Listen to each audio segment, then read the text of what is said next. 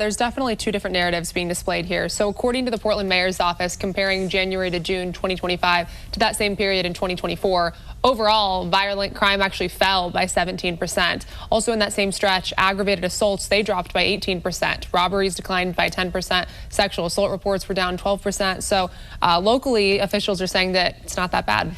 How does Portland compare to other cities of a similar size? Yeah, context is everything here. So Portland's violent crime rate in 2023 was around 690 per 100,000 residents, which is about double the U.S. average, according to FBI data. So the U.S. national violent crime rate in 2024 was around 359 per 100,000. So compare that to national averages. Portland's pretty high.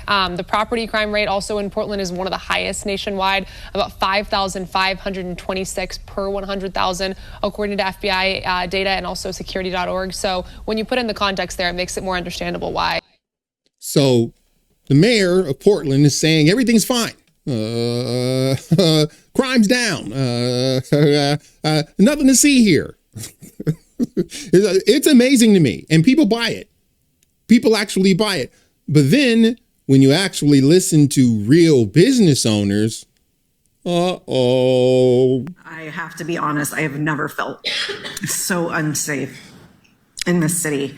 A few months ago at our bar, there's a group of people that will descend. We have to shut down all the time, 45 people.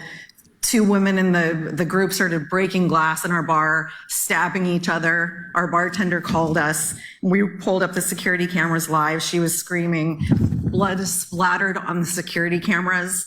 The police came, no name was taken, no report, no accountability. And it's not an isolated incident. We've had people that have been 86. They come back with guns in hand, standing a foot off of our sidewalk for hours every single weekend. Every single weekend. Our staff is terrified. We've endured break-ins, vandalism. We've been held up by gunpoint. And it feels like no one is coming. What is going to happen? How is this acceptable? We need more trained police officers. How do you have a situation like that and the cops don't take any names? There's no investigation. The cops don't have anything to do.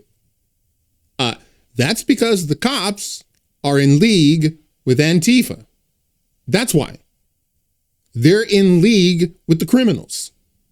That's how. And in Portland, it's obvious. It would not surprise me if the mayor's biggest donation comes from, Antifa adjacent, donors. If you're still living in Portland or you're trying to run a business, fat chance. This is just a business owner. She's just being honest. She's telling you what they're going through. But you can't listen to the mayor. Why? Well, the mayor has TDS. And you cannot listen to that guy. We need them, like a ton. We are small business owners. We are the heartbeat of Portland, and we are hanging on by a thread. And within weeks, all I see is the coffee shop leaving. Everybody's leaving. I'm like, where are you going? We're leaving Portland. We're out of here. This is seriously life or death for our employees, for our customers, for my family. If my husband or one of our bartenders ends up killed or a customer, who is going to be accountable for this? For the first time, we are seriously talking about leaving Portland, selling the building we own, a legacy we have hoped to pass to our children. But at this point, I don't even know if we could sell it. I mean, nobody can sell commercial property right now. It's ridiculous. This is not politics. This is an emergency. We are out of time. We needed help yesterday. We need help or we are going to die. We simply don't have enough police. In the private sector, we are spending tons on private security. And if it went away, it's the equivalent to losing almost 200 officers.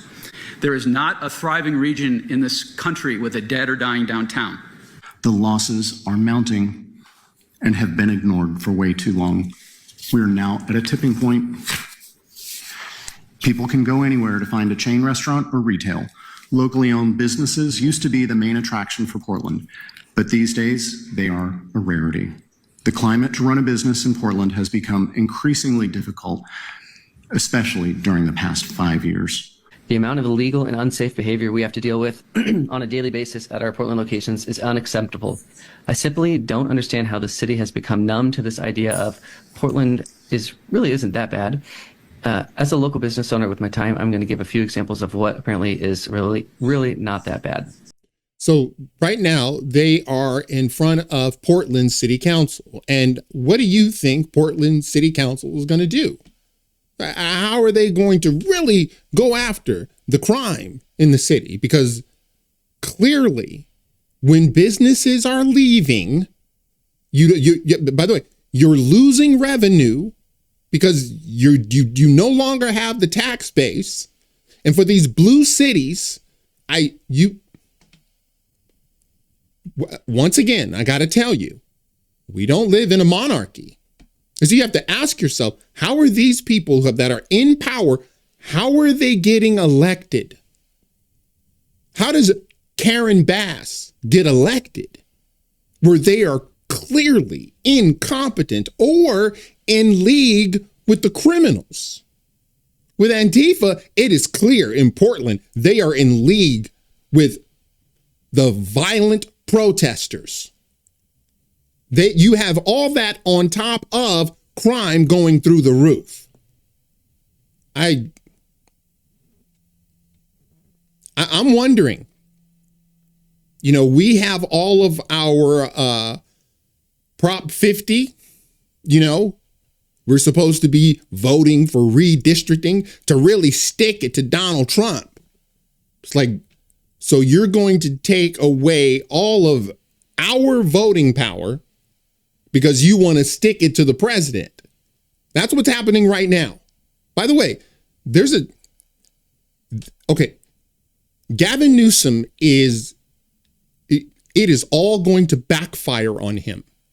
If he thought for a second that this is going to be a shoo-in, I'm going to become the president, if all I have to do is gerrymander the hell out of my state. It's like, dude, you've already gerrymandered the state. It's already gerrymandered up to the yin-yang. It's never enough for these people. These are business owners telling you point blank, hey, we need help. We need police officers. Well, cops ain't coming. Cops are not coming. In Chicago, they told you point blank. No, they can handle it. Nothing to see here. Move along. This is not a monarchy. It's like these leaders were not foisted upon them. And so now, as a business owner, you're pleading. You see these people pleading with the city council. Please, what do you think they're going to do? The businesses you already heard, they're already leaving. What are you going to do? They're not going to do anything. Why? Well, they want to get reelected. Once the criminals are running your city, there's nothing you can do. I got to tell you, man, when President Trump sends troops, you should hear these locals. They're so grateful. What MSNBC and CNN are going to tell you is that this mayor, Brandon Johnson, he speaks for the people. No, he doesn't. He's got like a 20% approval rating. No one's listening to this guy. I got to tell you, okay? If it would not surprise me if California gets a red governor. It wouldn't surprise me. Somebody think, I don't know about that, Stu. I know this. People have had it. I've already showed you the map, how all of these counties flipped red. I guarantee you, Gavin Newsom was going to do that. Because, I'm only doing it because Texas is doing it. No, he's not. No, he's not. He was already going to do it because he is a corrupt piece of shite. Look, eventually, one of two things are going to happen. Like the business owner said, either we are going to be or we're out of here. I think she's going to do the former. All right, guys, that's it for now. If you like the video, smash the like button and subscribe. And if you're following me on Rumble, please press that follow button. And until the next time, God bless.